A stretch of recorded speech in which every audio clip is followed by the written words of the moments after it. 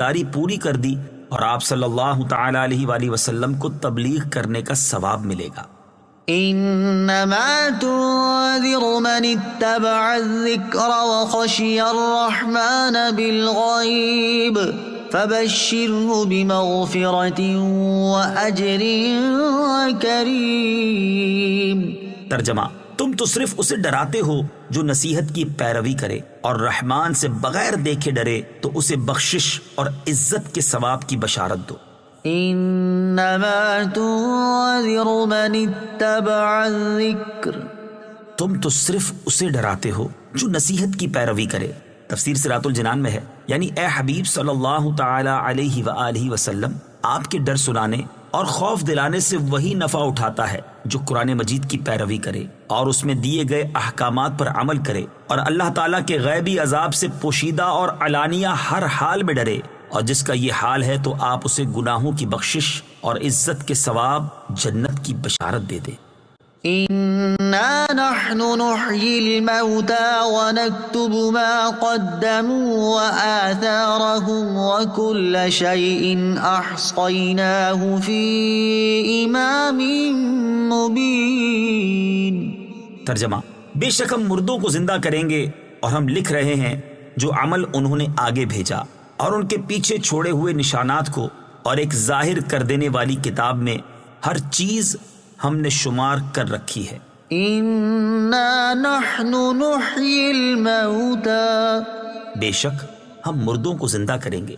تفسیر صراط الجنان میں ہے، اس سے پہلی آیات میں دین کے ایک بنیادی اصول یعنی رسالت کا ذکر ہوا، اور اب یہاں سے ایک اور بنیادی اصول یعنی قیامت کا ذکر کیا جا رہا ہے۔ چنانچہ اس آیت کا خلاصہ یہ ہے کہ بے شک قیامت کے دن ہم اپنی کامل قدرت سے مردوں کو زندہ کریں گے، نیز دنیا کی زندگی میں انہوں نے جو نیک اور برے اعمال کیے وہ ہم لکھ رہے ہیں تاکہ ان کے مطابق انہیں جزا دی جائے، اور ہم ان کی وہ نشانیاں اور وہ طریقے بھی لکھ رہے ہیں جو وہ اپنے بعد چھوڑ گئے، خواہ وہ طریقے نیک ہوں یا برے، اور ایک ظاہر کر دینے والی کتاب لوح محفوظ میں ہر چیز ہم نے شمار کر رکھی ہے۔ وآثارهم،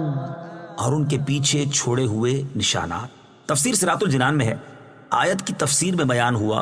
کہ لوگ جو طریقے اپنے پیچھے چھوڑ گئے وہ لکھے جا رہے ہیں۔ یہ طریقے اچھے بھی ہو سکتے ہیں اور برے بھی، دونوں کا حکم جدا جدا ہے، لہٰذا لوگ جو نیک طریقے نکالتے ہیں ان کو بدعت حسنہ یعنی اچھی بدعت کہتے ہیں، اور اس طریقے کو نکالنے والوں اور اس پر عمل کرنے والوں دونوں کو ثواب ملتا ہے، اور جو برے طریقے نکالتے ہیں ان کو بدعت سیئہ یعنی بری بدعت کہتے ہیں۔ اس طریقے کو نکالنے والے اور عمل کرنے والے دونوں گناہگار ہوتے ہیں۔ مسلم شریف کی حدیث میں ہے، سید المرسلین صلی اللہ تعالی علیہ وآلہ وسلم نے ارشاد فرمایا، جس شخص نے اسلام میں نیک طریقہ نکالا اس کو طریقہ نکالنے کا بھی ثواب ملے گا، اور اس پر عمل کرنے والوں کا بھی ثواب ملے گا، اور عمل کرنے والوں کے اپنے ثواب میں کچھ کمی نہ کی جائے گی۔ اور جس نے اسلام میں برا طریقہ نکالا تو اس پر وہ طریقہ نکالنے کا بھی گناہ ہوگا، اور اس طریقے پر عمل کرنے والوں کا بھی گناہ ہوگا، اور ان عمل کرنے والوں کے اپنے گناہ میں کچھ کمی نہ کی جائے گی۔ اس سے معلوم ہوا کہ سینکڑوں اچھے کام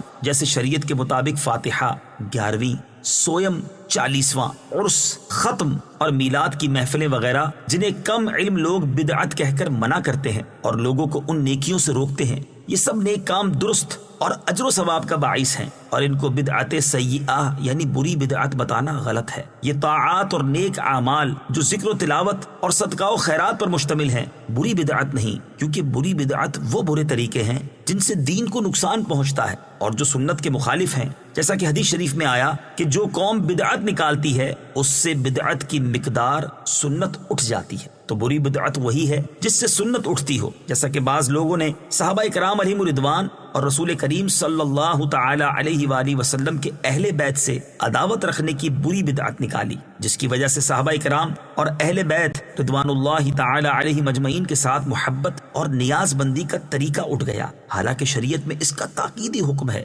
کچھ لوگوں نے اللہ تعالیٰ کی بارگاہ کے مقبول بندوں جیسے انبیاء کرام علیہ الصلوۃ والسلام اور اولیاء اعظام رحمہم اللہ تعالی کی شان میں بے ادبی اور گستاخی کرنے اور تمام مسلمانوں کو مشرک قرار دینے کی بدترین بدعت نکالی۔ اس سے بزرگان دین کی حرمت، عزت، ادب و تکریم اور مسلمانوں کے ساتھ اخوت اور محبت کی سنتیں اٹھ جاتی ہیں۔ حالانکہ ان کی بہت شدید تاکیدیں ہیں اور یہ دین میں بہت ضروری چیزیں ہیں۔ مرنے کے بعد باقی رہ جانے والے اچھے اور برے اعمال کی مثالیں۔ آیت کی تفسیر میں بیان ہوا کہ اللہ تعالیٰ انسان کی وہ نشانیاں اور وہ طریقے بھی لکھ رہا ہے جو وہ اپنے بعد چھوڑ گیا، خواہ وہ طریقے نیک ہوں یا برے۔ اس مناسبت سے یہاں ہم انسان کے ان اچھے اور برے اعمال کی 5 عام مثالیں دیتے ہیں جو اس کے مرنے کے بعد بھی جاری رہتے ہیں، اور یہ لوگوں کے مشاہدے میں بھی ہیں۔ چنانچہ اچھے اعمال کی 5 مثالیں یہ ہیں۔ نمبر 1، کوئی شخص دین کا علم پڑھاتا ہے، پھر اس کے شاگرد اپنے استاد کی وفات کے بعد بھی اس علم کی اشاعت کرتے رہتے ہیں۔ نمبر 2، کوئی شخص دینی مدرسہ بنا دیتا ہے جس میں طلباء علم دین پڑھتے ہیں اور بانی کی وفات کے بعد بھی طلباء دین کا علم حاصل کرتے رہتے ہیں۔ نمبر 3، کوئی انسان کسی دینی موضوع پر کتاب تصنیف کرتا ہے اور اس کے مرنے کے بعد بھی اس کتاب کی اشاعت ہوتی رہتی ہے۔ نمبر 4، کوئی شخص مسجد بنا دیتا ہے جس میں لوگ نماز پڑھتے ہیں اور یہ سلسلہ اس کے مرنے کے بعد بھی جاری رہتا ہے۔ نمبر 5، کوئی شخص کنواں کھدوا کر یا بورنگ کروا کر لوگوں کے لیے پانی کا انتظام کر دیتا ہے اور لوگ اس کے مرنے کے بعد بھی پانی حاصل کرتے رہتے ہیں۔ برے اعمال کی 5 مثالیں یہ ہیں۔ نمبر 1، کوئی شخص فلم اسٹوڈیو، سنیما گھر، ویڈیو شاپ یا میوزک ہاؤس بناتا ہے جس میں اس کے مرنے کے بعد بھی فلمیں بنانے، دکھانے، بیچنے، میوزک تیار کرنے اور سننے سنانے کا سلسلہ جاری رہتا ہے۔ نمبر 2، کوئی شراب خانہ یا قہوہ خانہ بناتا ہے اور عورتوں کو بدکاری کے لیے تیار کرتا ہے جہاں لوگ شرابیں پیتے اور بدکاری کرتے ہیں، پھر اس کے مرنے کے بعد بھی وہ شراب اور بدکاری کے اڈے قائم رہتے ہیں۔ ان میں لوگ شرابیں پیتے رہتے اور بدکاری ہوتی رہتی ہے اور اس کی تیار کردہ عورتیں بدکاری کرواتی رہتی ہیں۔ نمبر 3، انٹرنیٹ پر فحش ویب سائٹ یا سوشل میڈیا پر فحاشی اور یعنی اور بے حیائی کی اشاعت کے لیے پیج بناتا ہے، پھر اس کے مرنے کے بعد بھی لوگ انہیں دیکھتے رہتے اور گناہ میں مبتلا ہوتے رہتے ہیں۔ نمبر 4،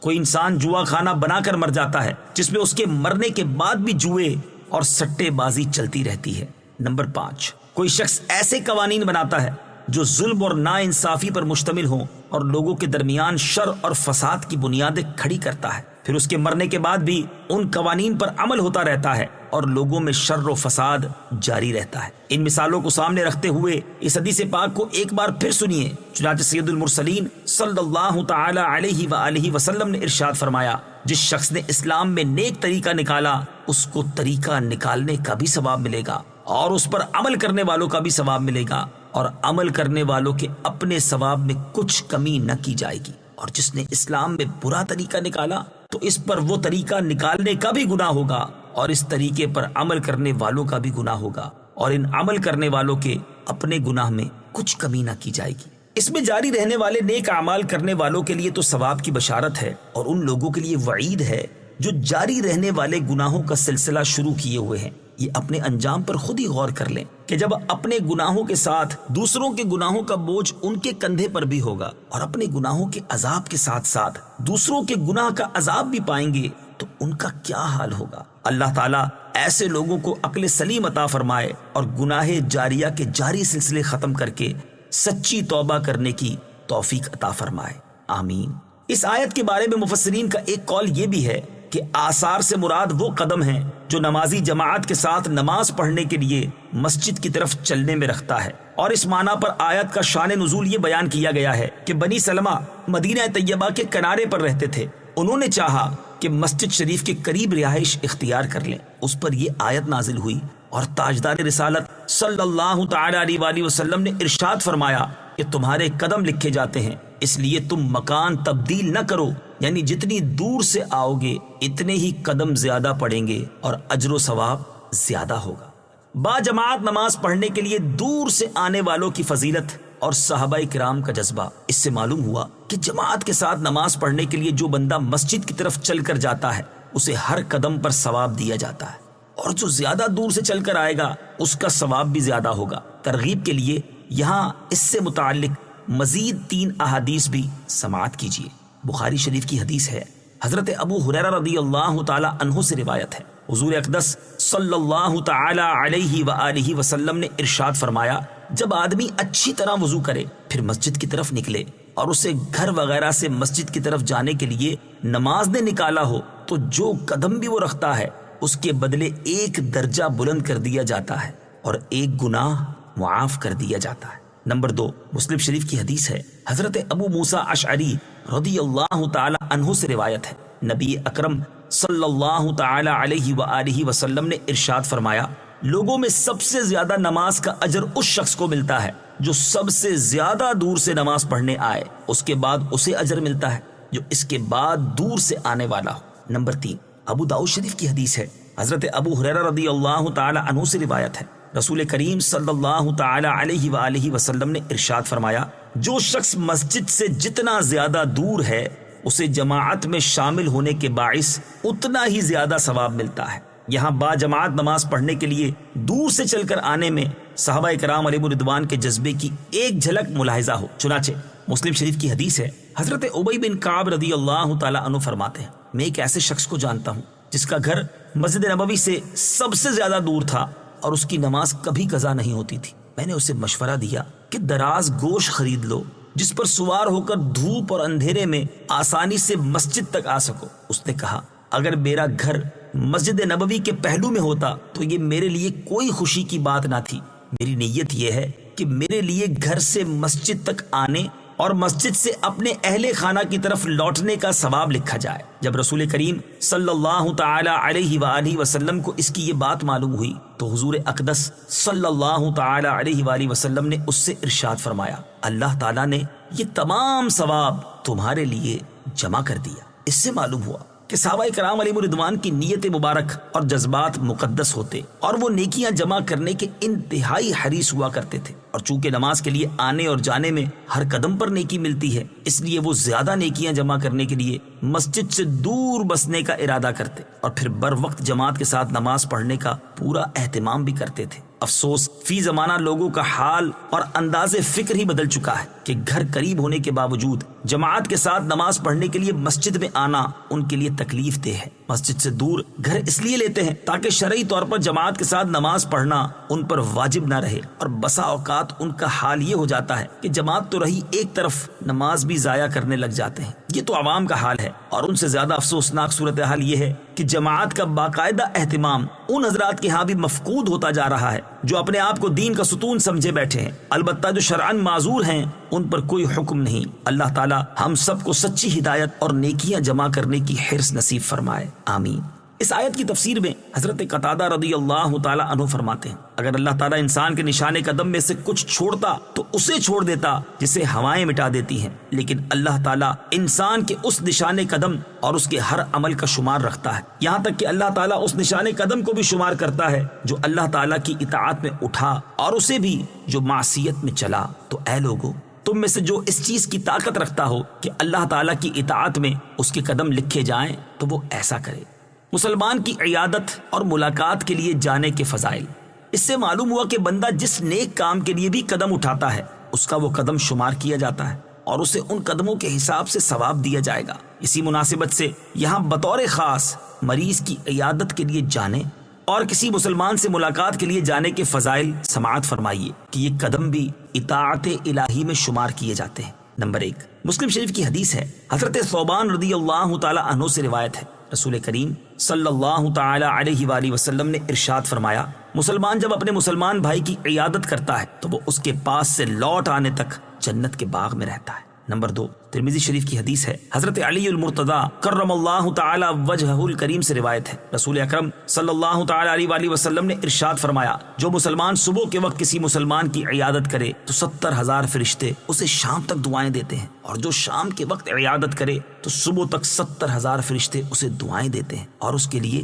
جنت میں باغ ہوگا۔ نمبر 3، ترمذی شریف کی حدیث ہے، حضرت ابو ہریرہ رضی اللہ تعالی عنہ سے روایت ہے، سید المرسلین صلی اللہ تعالی علیہ وآلہ وسلم نے ارشاد فرمایا، جو کسی مریض کی عیادت کرتا ہے یا اللہ تعالیٰ کے لیے اپنے کسی مسلمان بھائی سے ملنے جاتا ہے تو ایک منادی اسے مخاطب کر کے کہتا ہے، خوش ہو جا کیونکہ تیرا یہ چلنا مبارک ہے اور تو نے جنت میں اپنا ٹھکانہ بنا لیا ہے۔ نمبر 4، حضرت ابو ہریرہ رضی اللہ تعالیٰ عنہ سے روایت ہے، رسول کریم صلی اللہ تعالی علیہ وآلہ وسلم نے ارشاد فرمایا، ایک شخص کسی شہر میں اپنے کسی بھائی سے ملنے گیا تو اللہ تعالیٰ نے ایک فرشتہ اس کے راستے میں بھیجا۔ جب وہ فرشتہ اس کے پاس پہنچا تو اس سے پوچھا، کہاں کا ارادہ ہے؟ اس نے کہا، اس شہر میں میرا ایک بھائی رہتا ہے، اس سے ملنے جا رہا ہوں۔ اس فرشتے نے پوچھا، کیا اس کا تجھ پر کوئی احسان ہے جسے اتارنے جا رہا ہے؟ اس شخص نے کہا نہیں، بلکہ میں اللہ تعالیٰ کے لیے اس سے محبت کرتا ہوں۔ فرشتے نے کہا مجھے اللہ تعالیٰ نے تیرے پاس بھیجا ہے تاکہ تجھے بتا دوں کہ اللہ تعالیٰ بھی تجھ سے اسی طرح محبت فرماتا ہے جس طرح تو اس کے لیے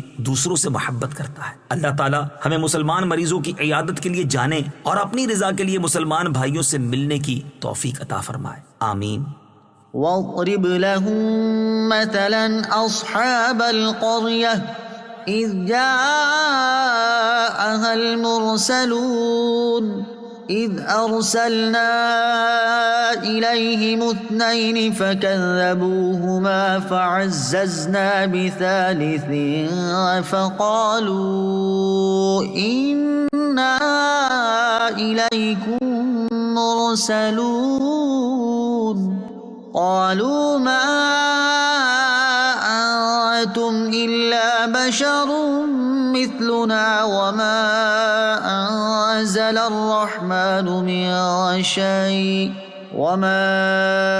أنزل الرحمن من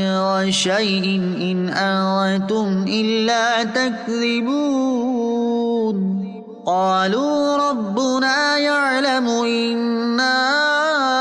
إليكم لمرسلون وما علينا إلا البلاغ المبين قالوا إنا تطيرنا بكم لئن لم تنتهوا لنرجمنكم وليمسنكم منا عذاب أليم قالوا طائركم معكم أئن ذكرتم بل أنتم قوم مسرفون وجاء من أقصى المدينة رجل يسعى قال يا قوم اتبعوا المرسلين اتبعوا من لا يسألكم أجرا وهم مهتدون۔ ترجمہ، اور ان سے شہر والوں کی مثال بیان کرو جب ان کے پاس رسول آئے، جب ہم نے ان کی طرف 2 رسول بھیجے پھر انہوں نے ان کو جھٹلایا تو ہم نے تیسرے کے ذریعے مدد کی تو ان سب نے کہا کہ بے شک ہم تمہاری طرف بھیجے گئے ہیں۔ لوگوں نے کہا تم تو ہمارے جیسے آدمی ہو اور رحمان نے کوئی چیز نہیں اتاری،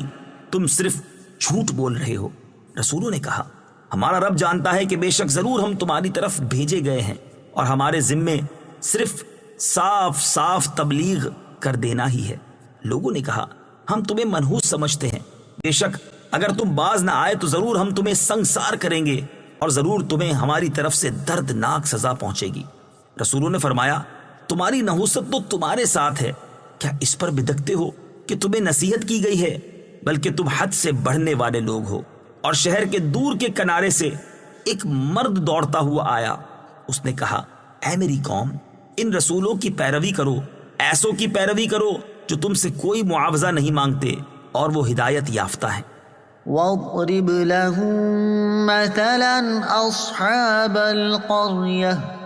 اور ان سے شہر والوں کی مثال بیان کرو۔ تفسیر صراط الجنان میں ہے اس آیت میں اللہ تعالیٰ نے اپنے حبیب صلی اللہ تعالی علیہ وآلہ وسلم کو حکم ارشاد فرمایا کہ وہ کفار مکہ کے سامنے شہر والوں کا واقعہ بیان کر کے انہیں اللہ تعالیٰ کے عذاب سے ڈرائیں تاکہ جس وجہ سے اس شہر کے کافروں پر عذاب نازل ہوا اس سے یہ لوگ بچیں۔ شہر والوں کے واقعے کا خلاصہ،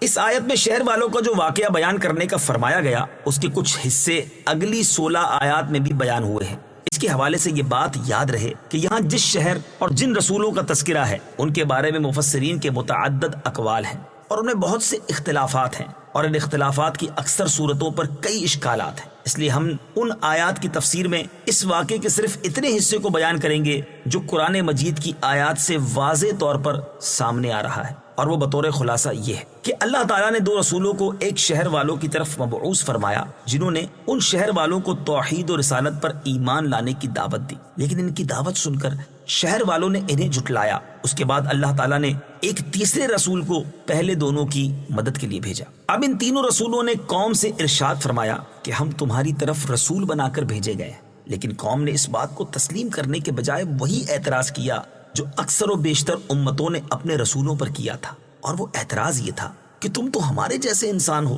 لہٰذا تم کیسے خدا کے رسول ہو سکتے ہو؟ یعنی ان کافروں کے اعتقاد کے مطابق رسول انسانوں میں سے نہیں بلکہ فرشتوں میں سے ہونا چاہیے تھا، اور یہ چونکہ انسان تھے اس لیے ان کے نزدیک رسول نہیں ہو سکتے تھے۔ اس کے ساتھ کافروں نے یہ بھی کہا کہ خدائے رحمان عز و جل نے کچھ بھی نازل نہیں کیا، یعنی وحی کے نزول کا دعویٰ غلط ہے اور تم جھوٹے ہو جو ہمارے سامنے رسالت کا دعویٰ کر رہے ہو۔ ان رسولوں نے سخت الفاظ کا جواب سختی کے ساتھ دینے کے بجائے بڑے خوبصورت انداز میں جواب دیا کہ ہمارا رب جانتا ہے کہ یقیناً ہم خدا کے رسول ہیں، اور مزید یہ بھی جان لو ہماری صرف یہ ذمہ داری ہے کہ تم تک خدا کا پیغام واضح طور پر پہنچا دیں۔ اس کے جواب میں قوم نے کہا کہ ہم تمہیں منحوس سمجھتے ہیں، لہٰذا تم اپنی اس تبلیغ سے باز آ جاؤ، ورنہ ہم تمہیں سخت سزا دیں گے اور تمہیں پتھر مار مار کر ہلاک کر دیں گے۔ ان رسولوں نے جواب دیا کہ ہمیں منحوس قرار نہ دو، کیونکہ تمہاری نحوست تمہارے کفر و ضلالت کی صورت میں تمہارے ساتھ موجود ہے۔ کیا تم لوگ ہمیں اس لیے پتھر مارو گے کہ ہم نے تمہیں صحیح بات سمجھانے کی کوشش کی ہے؟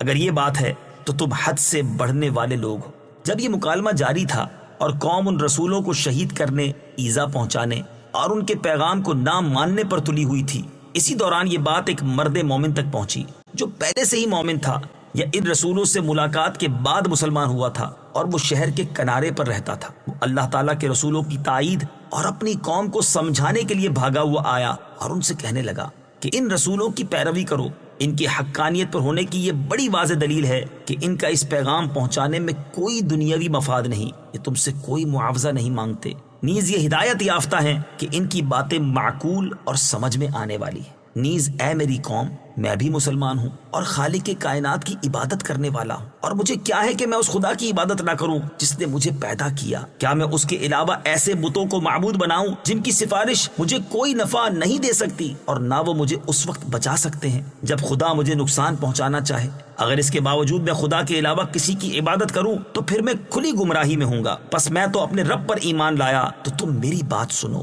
اور اس بات پر غور کر کے ایمان لاؤ۔ مرد مومن کی ان باتوں کو سننے کے باوجود لوگ ایمان نہ لائے بلکہ اسے بھی تنگ کرنے کے درپے ہو گئے۔ پھر یا تو وہ خیر خواہ مرد مومن فوت ہو گئے یا قوم نے انہیں شہید کر دیا، اور بعد وفات فرشتوں کی زبان سے اللہ تعالیٰ نے اسے جنت کی بشارت سنائی۔ جنت کی خوشخبری سن کر بھی اس مرد ناصح نے اپنی قوم کا غم کیا اور یہ تمنا کی، کاش میری قوم کو معلوم ہو جائے کہ میرے رب عز و جل نے مجھے بخش دیا اور میری عزت افزائی فرمائی ہے۔ آخر کار قوم کے تکذیب کرنے اور ایمان نہ لانے پر ان پر خدائی عذاب آیا جو ایک چیخ کی صورت میں تھا، جس کے نتیجے میں وہ ایسے ہلاک ہو گئے جیسے بجھی ہوئی راکھ ہوتی ہے۔